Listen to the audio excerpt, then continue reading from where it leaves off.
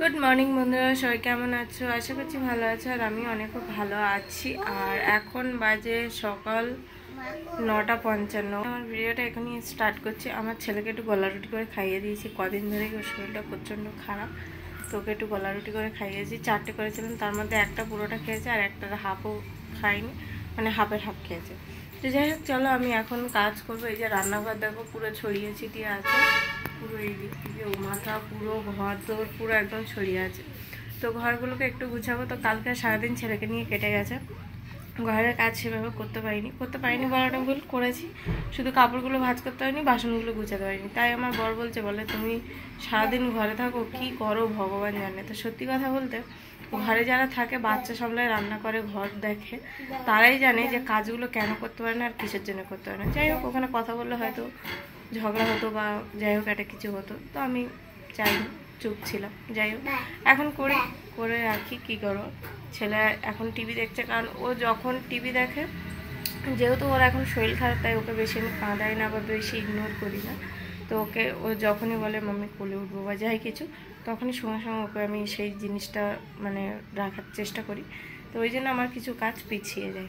তো যাই হোক, চলো এখন কাজবাজগুলো গুছিয়ে নিই। আর থালা বাসন অল্প কটা আছে, রোদও মিঠি আছে। আর মেশিন কালকে চালিয়েছিলাম, বৃষ্টির কারণে আর চালাতে পারিনি, ফের আজকে চালিয়ে নিয়েছি, হয়ে গেছে মেশিন।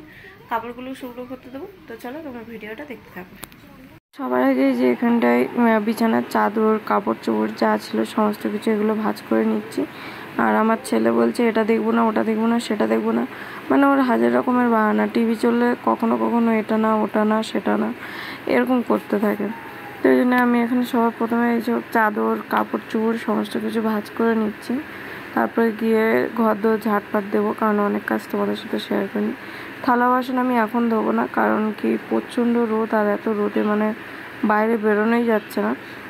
তবে থালা বাসন কিছু না ধুইলেই নয়, কারণ কিছুই নেই রান্না করার মতন কড়া পড়া।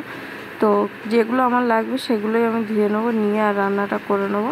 আর বাকিগুলো বিকালবেলা দুপুরের থালা বাসনের সাথে ধুয়ে নেবো। তো এখানটা অনেক কাপড় চোপড় ছিল, দুদিনের কাঁচা কাপড় চোপড়, সেগুলো ভাঁজ করা হয়নি। তো সেগুলোই এখন ভাঁজ করব। তো এখন এক এক করে সমস্ত কিছু ভাঁজ করে নেবো। একটা জিনিস কি বলো তো, সংসার তো যেহেতু একজন কাজ করলে কিন্তু জীবনের সংসারের কাজ এগিয়ে থাকে না। তো দুজন মিলে বা তিনজন থাকো বা দুজন থাকো, দুজন মিলেই যদি হাত বাটিয়ে কাজ করো না, তো নিজেরও একটু কাজটা কম হয় আর ঘরটাও একটু গুছন গাছন লাগে। এত তুমি একা গুছাবে আর একজন বিগলাবে, একটা কেমন মানে না। তো ওদিকে সমস্ত কাজ বাজ ছেড়ে দিয়ে আর এখানটায় মেশিন চালিয়েছিলাম, মেশিনটা হয়ে গেছিলো, অনেকক্ষণই হয়ে গেছিলো। তো ওগুলো মেলে দিচ্ছি, যেহেতু বিকেলের দিকে আবার বৃষ্টি হতে পারে, তো ওই জন্য আমি রোদেই মেলে দিচ্ছি। আর রোদে আমি মেলি না, কারণ প্রচুর রোদ, তো রং চটে যায়। এইভাবে আমার একটা চাদর, তারপরে আমার বরের টি শার্ট বাগারও অনেক কিছুই নষ্ট হয়ে গেছে।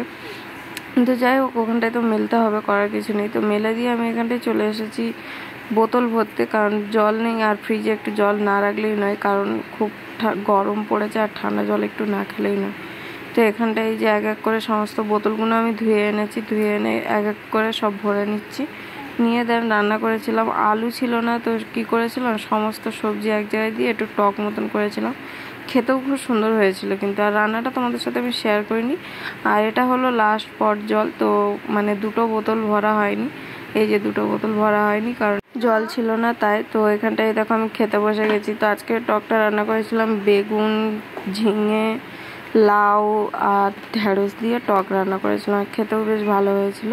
তো এখানটায় আমি খেতে বসে লাস্ট মোমেন্টে মনে পড়েছে যে তোমাদের সাথে শেয়ার করা হয়নি। তো খেতে বসে আমরা দুলোকই কার্টুন দেখি, আর আমার বর খেয়ে উঠে চলে গেছে শুতে, কারণ ওর অফিসে প্রচণ্ড চাপ।